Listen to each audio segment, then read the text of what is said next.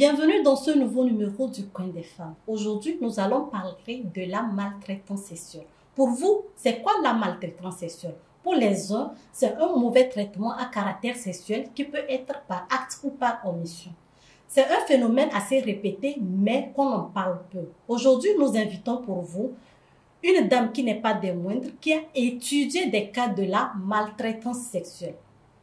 Restez confortablement assis, on se retrouve juste après ceci.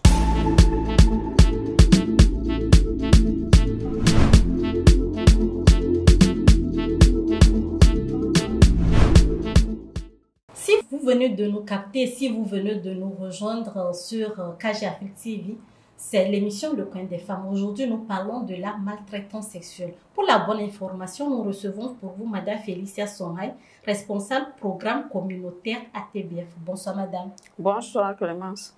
Nous vous remercions de nous avoir honorés de votre présence ce soir. C'est un plaisir pour moi. Okay.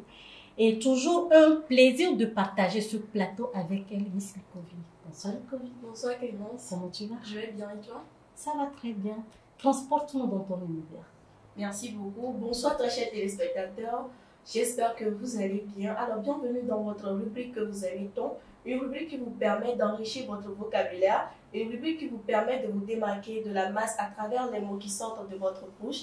Une rubrique qui vous permet de vous tenir devant son excellence, Monsieur le Président de la République, sans trembler. Mesdames et messieurs, dans notre rubrique aujourd'hui, nous allons à la découverte d'un nouveau mot pas très connu. Il s'agit bien du mot hablerie. Dérivé de habler, c'est une manière d'être, de parler, qui désigne des discours pleins d'exagération, de suffisance, de vanterie. Un exemple pour enrichir, toutes les assurances qu'il vous a données sont autant de hablerie. J'espère que vous avez aimé ce nouveau mot. On se retrouve dans un autre numéro. Merci. Merci Likovine, j'ai aimé ta présentation aujourd'hui. Merci. D'entrée de jeu, avant de rentrer dans le vif du sujet, dites-nous madame, quand on parle de maltraitance sexuelle, ça vous fait penser à quoi? Merci Clémence. Et quand on parle de maltraitance sexuelle, du coup, il faut voir la domination. Donc, nous allons définir cette maltraitance comme étant un ensemble de violences, que ce soit des actes ou des gestes, des paroles que un ou plusieurs individus exercent sur un ou plusieurs aussi individus. Ça peut être collectif, que ça peut être individuel. Donc voilà. Et tout ça là, ça doit avoir une connotation sexuelle. C'est lorsque ça a une connotation sexuelle que nous parlons de maltraitance sexuelle.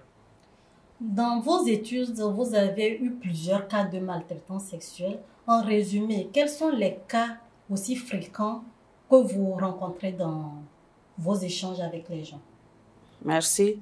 Je vais attirer notre attention.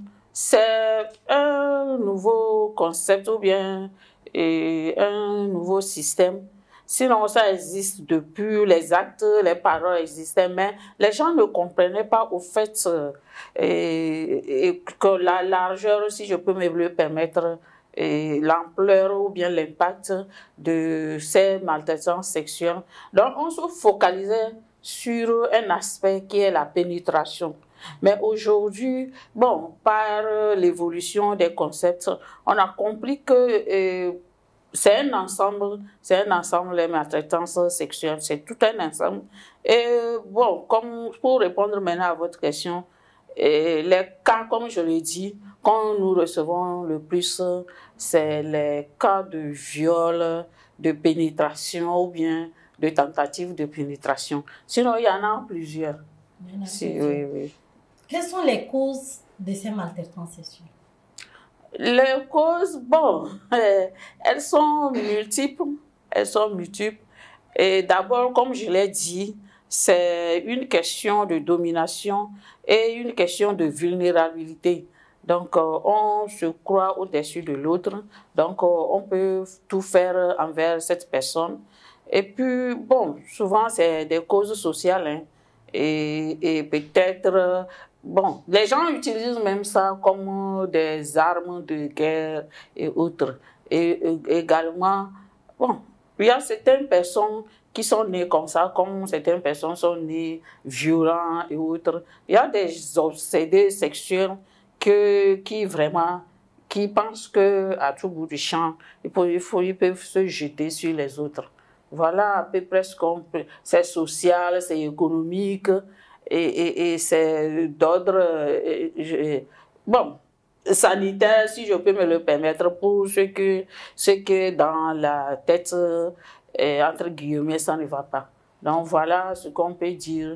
Et sinon, en général, on va parler des facteurs qui favorisent. Par exemple, une petite fille ou bien bon, un garçon qui est dans un milieu où il y a de ces gens, ou bien souvent vous allez voir les enfants ou bien les jeunes qui ont été maltraités, c'est des gens qui sont en placement, c'est-à-dire ils sont chez des autres d'autres parents, chez des tuteurs.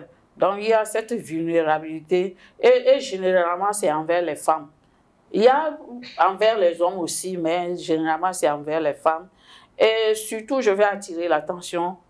Les gens ignorent également que la maltraitance sexuelle peut se passer au sein du couple. Il y en a aussi des maltraitances sexuelles au sein du couple. Il y a cet aspect-là aussi que nous oublions souvent. Et que, bon, la cause, c'est toujours la même chose, hein. Peut-être le monsieur, il y a des mariages arrangés, on n'aime pas tellement la dame, ou bien on se voit, hein, le maître, donc ce qu'on veut faire de la femme, on peut le faire. Et également, c'est vice-versa. Hein. Il y a certaines femmes aussi qui abusent de certains jeunes. Et quand je parle de vulnérabilité, il y a aussi un milieu de travail. Et ce système est très récurrent. Il y a des harcèlements, des attouchements. Quand nous allons rentrer dans les types, vous allez voir ce que c'est vraiment et tout ça là. Ce n'est pas seulement en présence de pénétration ou tentative de pénétration. Il y a beaucoup de choses qui tournent autour. Et comme vous-même, vous l'avez si introduit, c'est des gestes, des paroles qui ont des connotations et des caractères sexuels. Oui. Ok, maintenant on va rentrer dans le vif du sujet. Je prends l'exemple d'un jeune garçon qui est harcelé par d'autres garçons. Est-ce qu'on peut parler d'un harcèlement là-bas ou bien d'une maltraitance sexuelle? Bon, harcelé... C'est-à-dire un jeune garçon peut-être de 5 ans, 6 ans qui est harcelé par les gaillards ou bien les adolescents de 16 ans, 17 ans. Bon. Qui rentre un peu vers la pédophilie. Mais est-ce que dans ce cas, on parle de la maltraitance sexuelle? Tout ça là, rentre dans la maltraitance sexuelle. Moi, quand tu avais commencé, il y a un autre aspect asexué. Les gens traitent les autres d'asexués. Il y a ça que les jeunes se font entre eux, les enfants même. On va dévaloriser l'autre qu'il ne peut pas. Il n'est pas apte. Bon, souvent nous utilisons le terme impuissant. Il est impuissant, tout ça là. C'est une maltraitance sexuelle. Et le cas dont vous avez cité également, c'est des maltraitances sexuelles. Tant que l'acte ou bien le geste est posé et que l'autre ne consent pas, c'est ça aussi. Il faut qu'il y ait consentement. Lorsqu'il y a des gestes ou paroles non consentis de la victime, ça, c'est une maltraitance sexuelle. D'accord. Oui.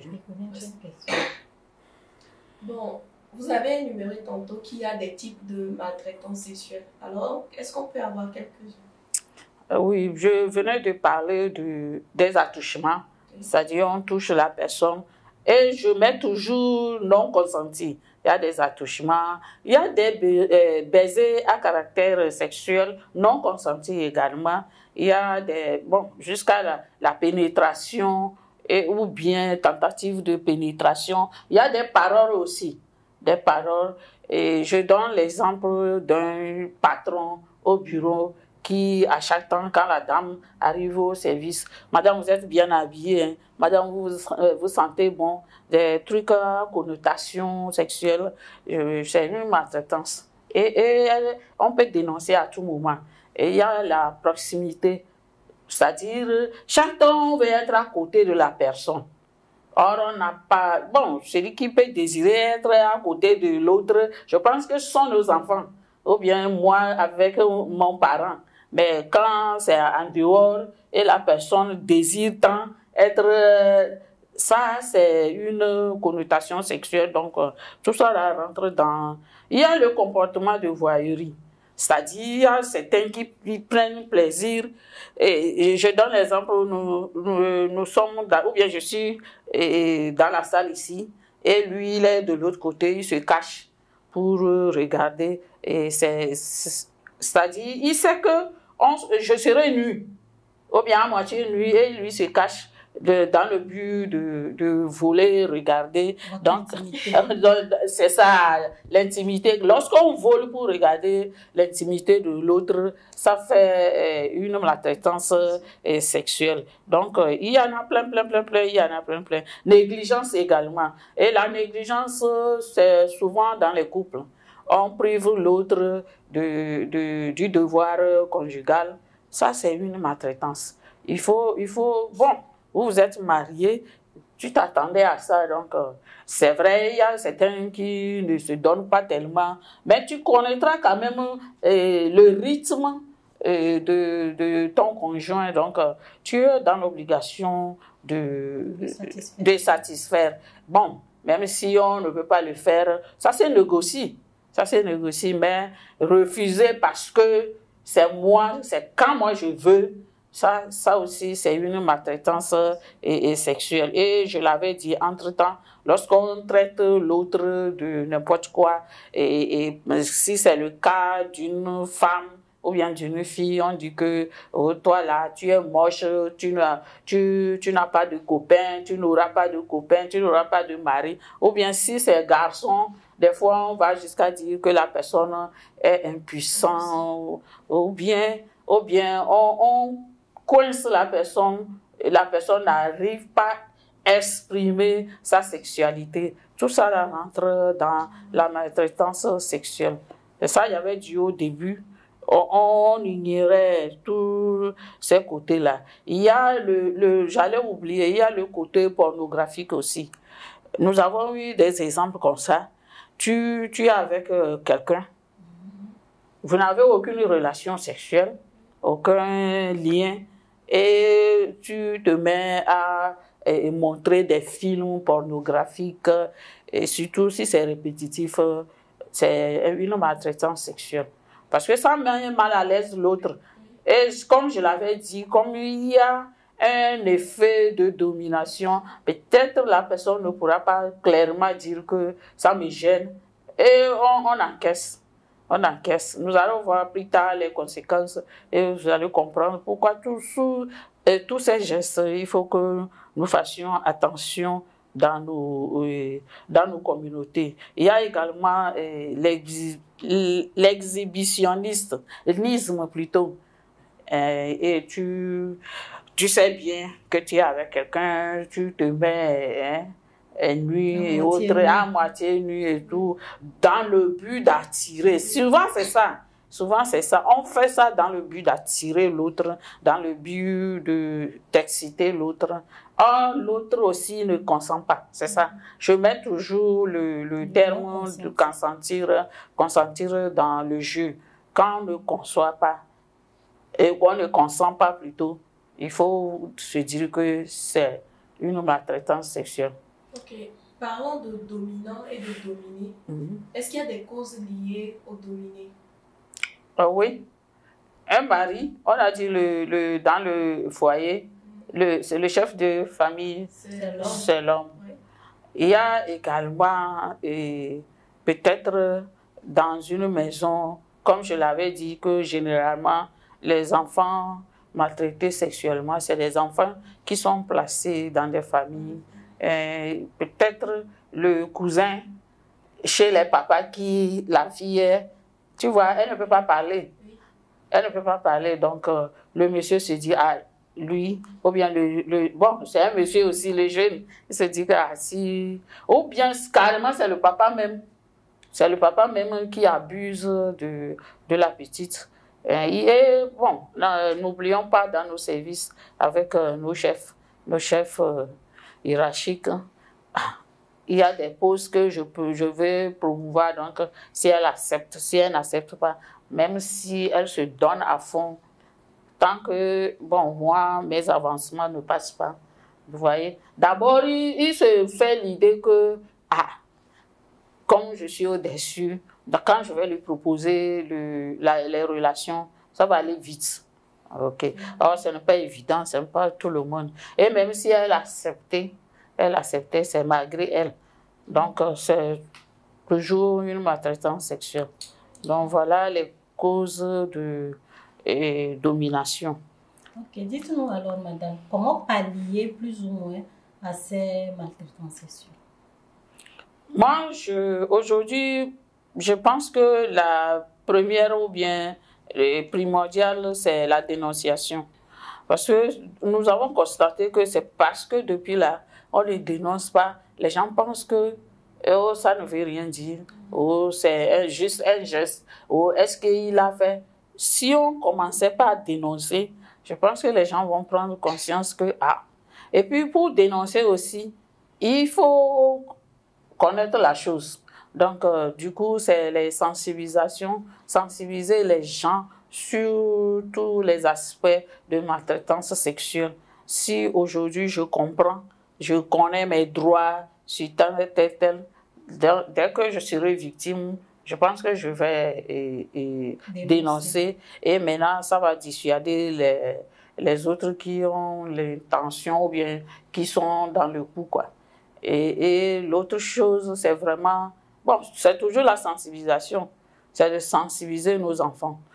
Souvent, c'est eux. C'est vrai, il y a les adultes qui sont souvent maltraités, mais la plupart du temps, c'est nos enfants, de vraiment sensibiliser nos enfants sur ces situations. Parce qu'il y a des enfants, peut-être, l'enfant, on l'envoie au dehors, l'autre fait des attouchements, des mots déplacés. Si tu finis, tu viens me voir. Et si tu viens, je vais te donner tant. Bon, si l'enfant est bien sensibilisé, dès qu'il y a ces situations, je pense qu'elle va signaler. Elle va signaler aux parents, aux grands, aux adultes. Même si ce n'est pas les parents directs, je suis sûre que dans la communauté, elle a confiance à un grand. Elle peut signaler et puis on va essayer de couper la chaîne. Donc voilà ce qu'on peut faire par rapport à la maltraitance si on ne veut pas que ça perdure.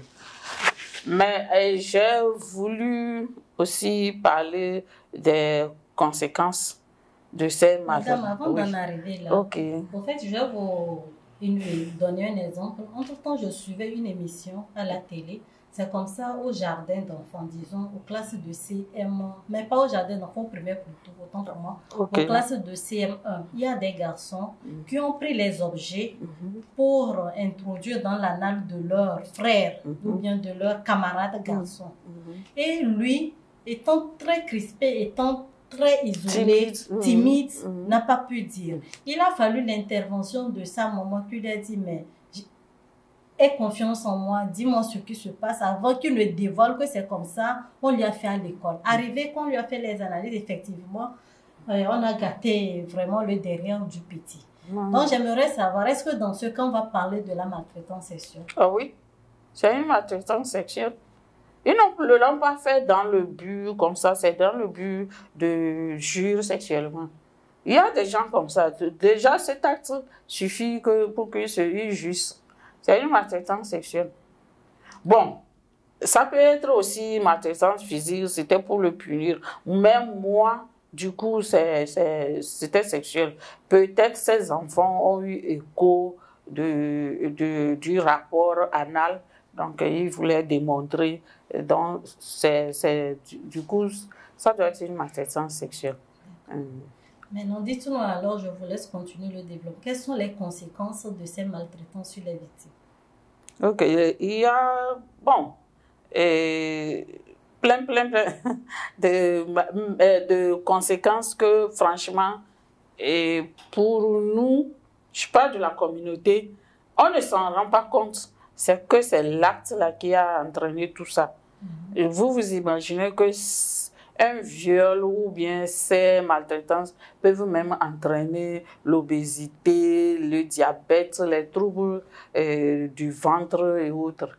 Donc, du coup, on ne va jamais imaginer, mais il y en a plein de choses qui peuvent arriver après ces actes.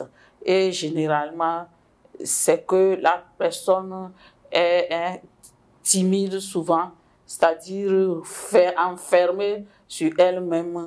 Et puis, on peut même aller pour refuser même surtout le contact, les soins, quoi. Quand on amène la personne pour les soins, la personne n'a pas envie qu'on la touche parce que ça revient. Parce que l'autre l'a touché avant de le faire. Et il y a également la peur qui naît à la personne. Il y a également le fait que soit la personne refuse par après les rapports sexuels, c'est-à-dire tout ce qui est sexuel, vous me comprenez, tout ce qui est les relations sexuelles, quoi.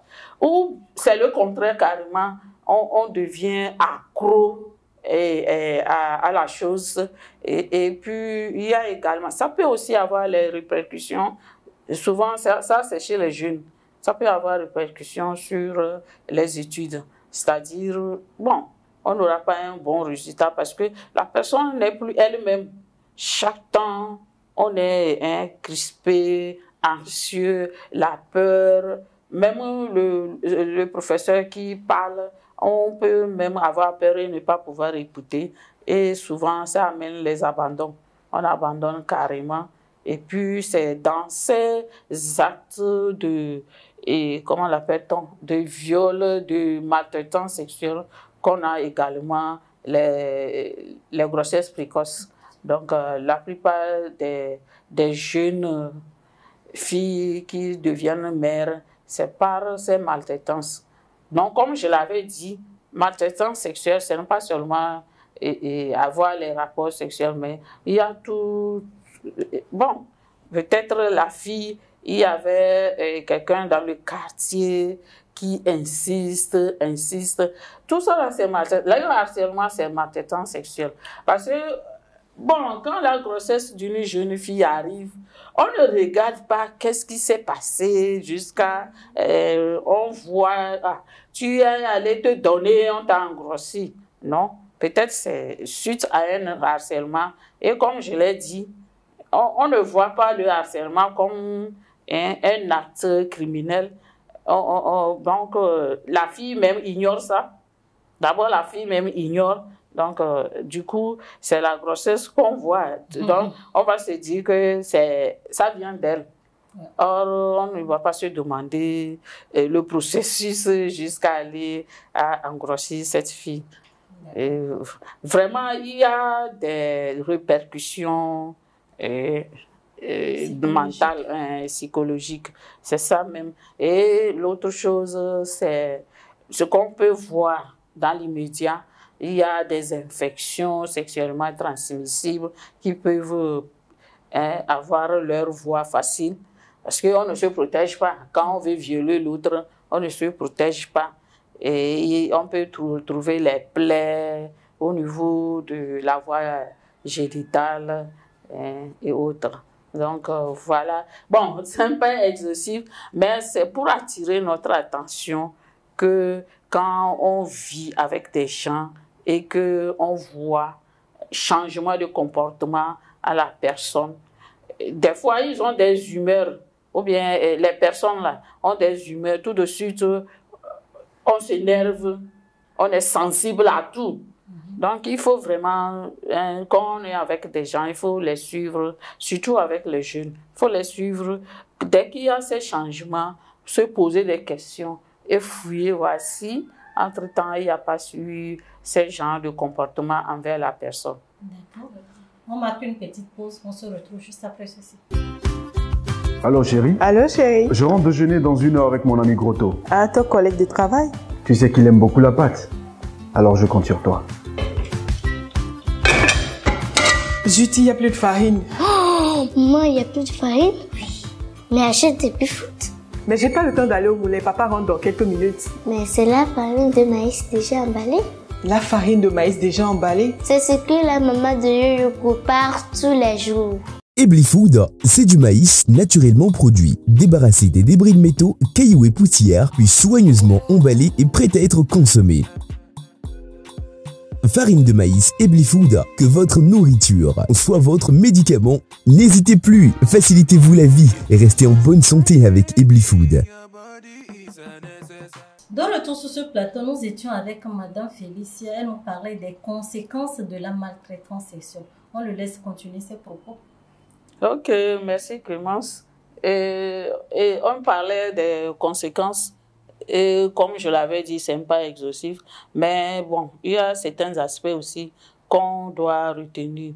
Ça peut entraîner la victime, que ce soit un jeune ou un adulte, vers l'abus des substances, l'alcoolisme ou la toxicomanie. Donc, la personne peut exagérer dans la prise d'alcool et de drogue.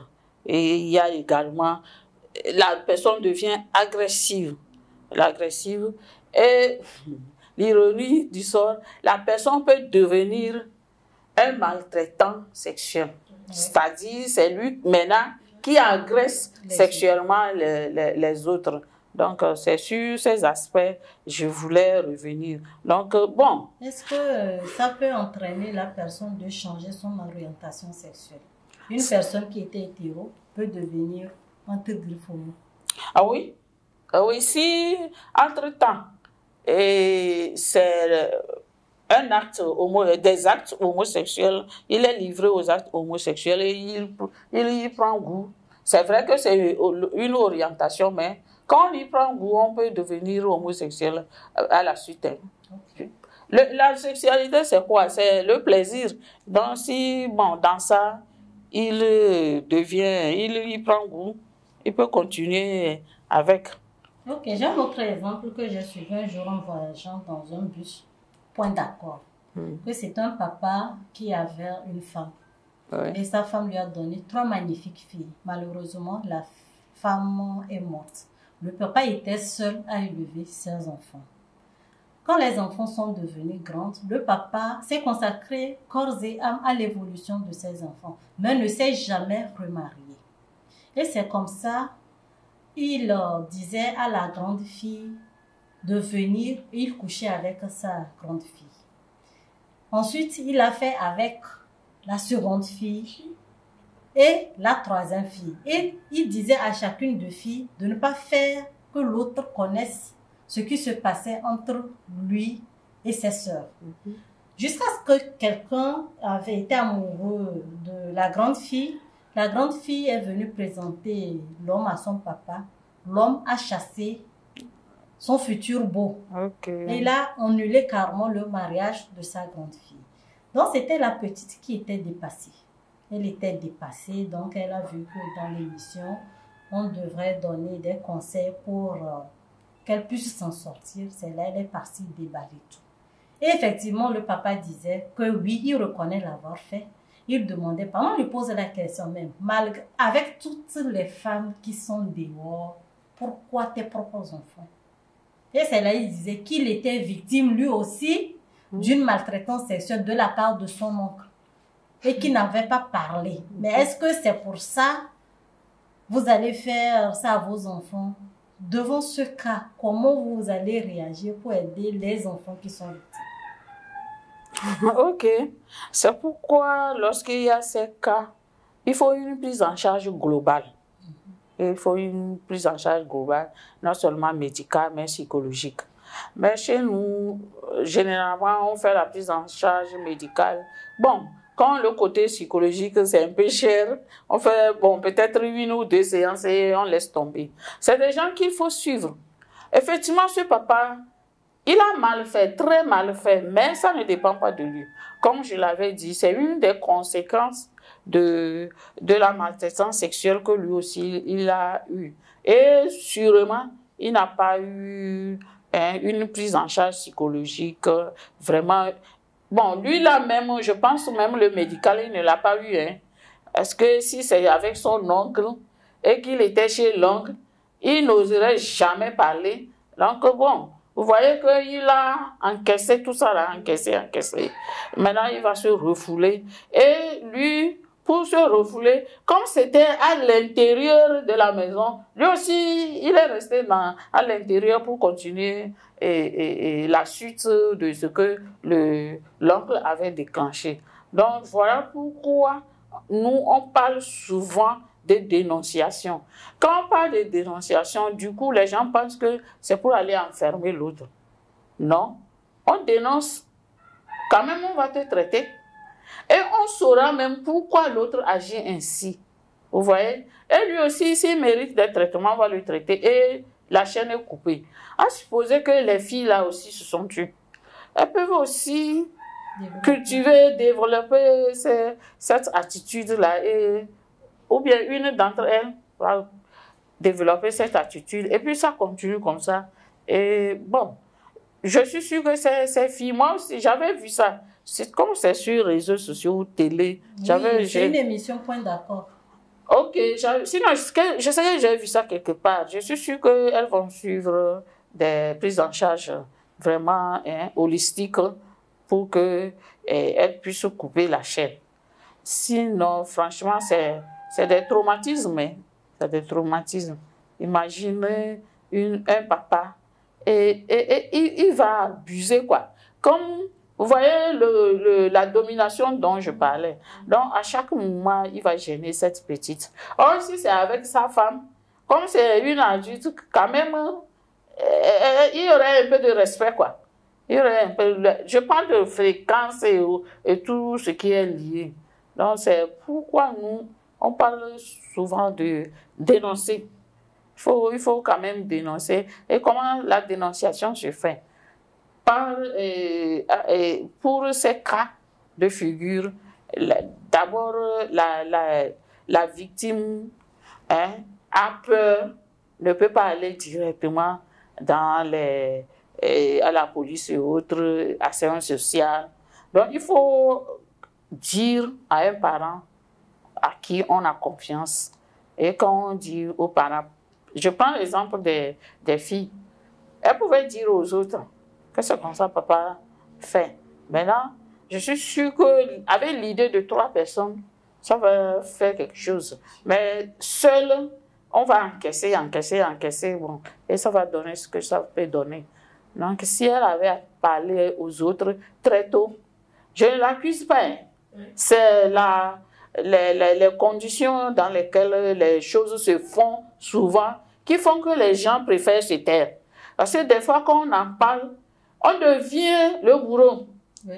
Oui, les gens te montrent du doigt. Oh, c'est toi qui a été agressé, mais je ne sais pas pourquoi, surtout l'agression sexuelle ou la maltraitance sexuelle, ça a cette connotation. Du coup, quand les gens savent que c'est comme ça, toi, tu deviens la lésure des autres, on te montre le doigt, on dit ce qu'on veut. Donc, ça peut faire qu'elle ne va pas vouloir dire. Mais dans l'idéal, c'était d'en parler avec ses petites sœurs, sinon pas tante ou oncle à côté, d'en parler. Mais là, c'est aux autres d'amener la chose vers les actions sociales. Aujourd'hui, bon, félicitations. Aujourd'hui, au Togo, il y a plein de structures qui font la prise en charge globale. Il y a un centre là au niveau de Adido Gomé. Il y a un autre aussi au niveau de Novici. Et c'est comme le nom même, c'est Novici.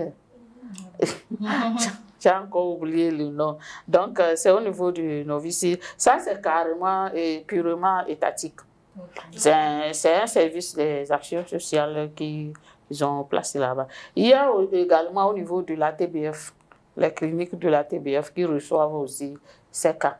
Seulement, au niveau de la TBF, ce sera une prise en charge comment l'appelle-t-on, médicale. Maintenant, eux, ils vont te référer vers là où on peut te faire la prise en charge psychologique. Comme je l'avais dit, c'est des coûts. Or, souvent, les victimes, il y a manque d'argent, donc c'est un peu difficile. C'est un peu difficile. Mais il faut le faire. Maintenant, nous qui sommes témoins, on doit faire quelque chose. C'est ça aussi le problème dans nos communautés. On est au courant de la chose et on se tait. Moi-même, j'ai eu un cas, je ne vais pas donner la ville, j'ai eu un cas comme ça, et quand j'étais à l'intérieur du pays, les filles, c'est une qui était victime, et l'entourage savait. Eux, ils vivaient même avec la maman. Maintenant, il paraît que quand le monsieur veut faire ses actes, il provoque la dame, il fait des actes qui vont faire que la dame s'énerve, elle va en famille et il profite. Donc, il avait commencé avec sa fille aînée. Et quand la fille aînée a grandi, au moment où on a su, elle avait autour de 14-15 ans. Donc, quand elle a grandi aussi, elle a compris qu'elle doit avoir copains et autres.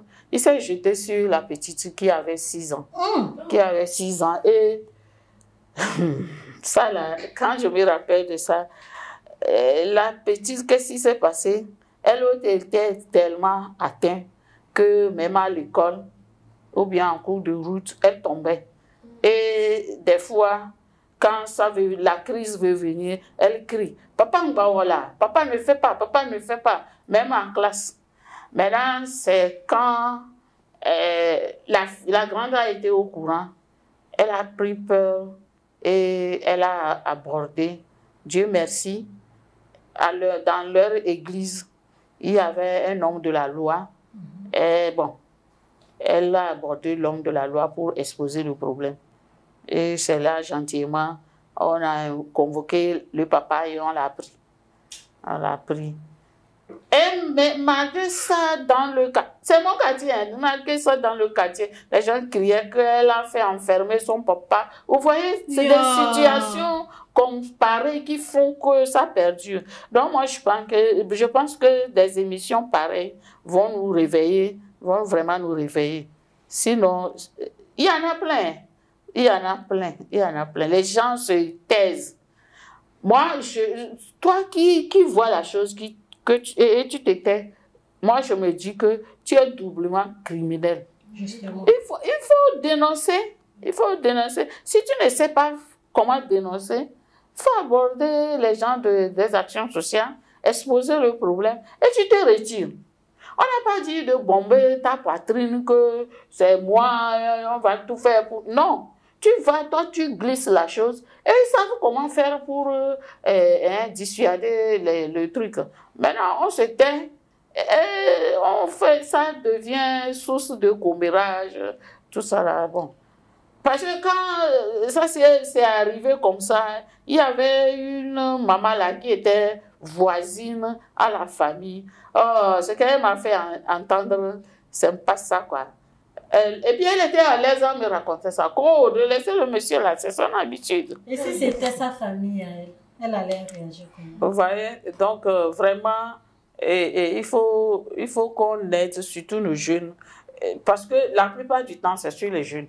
Il faut qu'on les aide vraiment à s'épanouir. À s'épanouir. Parce que quand ça arrive comme ça, c'est qu'on a coupé la vie à la personne. Il y a certains même qui vont jusqu'à se suicider. Il y a ces cas. Les gens se suicident à cause de ça. Non, vraiment. Ok, je crois qu'on a touché tous les points. Ah oui. Je vous laisse donner votre mot de fin et conseil à nos téléspectateurs qui nous suivent. Merci à Clémence.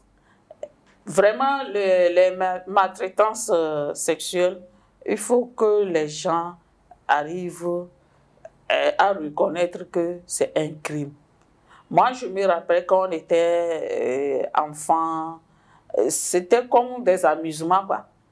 Je pense que c'est ces 10 années, vraiment, ces dernières années-là, que les gens commencent par en parler, on se fait l'idée que c'est vraiment quelque chose. Parce que je me rappelle, j'étais au lycée, il y avait une cousine qui était sérieusement malade, elle a perdu la vie. Et sa grande sœur chez qui elle était, Au lieu d'amener la fille à l'hôpital, elle ne fait que crier, que de la laisser là-bas, que l'autre fois on l'a violée. Et elle a laissé la petite à la maison jusqu'à elle est décédée. Franchement, maintenant quand je me rappelle de ça, ça me fait très, très mal. Je pense que si c'était maintenant, et elle, et celle qu'elle prétend qu'ils ont viré la fille, je n'allais pas me taire. Donc vraiment, il faut qu'on commence par en parler pour sauver les gens. Et puis les parents, sachez où envoyer vos enfants. Surtout ça. Je sais que vous avez eu écho de ce qui s'est passé au début des vacances de cette année. Sachez où vous envoyez les enfants. Ne laissez pas les enfants seuls. C'est quand ces bourreaux-là, ils voient que l'enfant est chaque temps seul, on profite soit du fait qu'on est seul ou bien du fait que l'enfant est vulnérable et on pose l'acte. Donc vraiment, et puis il faut parler aux enfants. C'est vrai, tout le monde est libre de porter l'habillement que la personne veut. Normalement, en termes de droits sexuels, la personne est libre. Même si la personne veut porter le petit caleçon pour sortir, ça ne te donne pas le droit de viol. Mais quand même, nous les parents, il faut qu'on puisse sensibiliser nos enfants de s'habiller décemment pour que ces bandits, ces mal de choses-là ne fassent pas du mal à ces enfants. Même si ce n'est pas le jour là, il saute sur l'enfant, c'est qu'il se dit que si l'enfant se met dans ses habillements, c'est que il y a un monsieur là qui m'a dit une fois que maman, les étrangers que la fille la reçoit, toi tu ne peux pas recevoir ça. J'ai dit papa, tu iras là-bas dire ça. C'est-à-dire, il y a eu un cas de viol et moi, j'étais allée chez le chef. Et c'est son notaire qui me parle comme ça. Et non. C'est pas chez moi, tu vas parler comme ça. Quand on va arriver à la gendarmerie, tu peux répéter ce que tu as dit. Donc, vous voyez déjà, même si l'enfant sort, ça ne donne pas l'autorité. C'était son petit frère qui avait violé la fille. Et comme nous, on avait un projet dans le village, notre agent de suivi a signalé et moi j'étais allée en tant que coordinatrice de la région pour suivre l'affaire et il me parlait comme ça. Donc vous voyez déjà, donc vraiment, nous les parents, on doit vraiment prendre notre responsabilité pour vraiment éduquer nos enfants. C'est souvent quand il y a cette perte de responsabilité parentale aussi qui laisse les enfants à la merci des bandits. Et moi, je les appelle bandits. Parce qu'avec toutes les femmes qui abondent, toi, c'est petite fille de quelqu'un, ou bien c'est sur quelqu'un qui ne consent pas, que toi, tu sautes sur ça. Donc, vraiment, nous allons sensibiliser ou bien éduquer, donner une vraie éducation à nos enfants pour qu'ils ne soient pas victimes. Merci. Madame. Nous refermons l'émission du jour à travers la citation de Andrea Djeb qui dit, je cite, « Le viol n'est pas une recherche de sexe, c'est une recherche de totale domination » qu'on referme l'émission du jour. Restez câblés sur notre chaîne pour d'autres émissions qui vont y passer. Laissez en commentaire vos avis et suggestions. Abonnez-vous, likez. On se retrouve à la prochaine. Bye.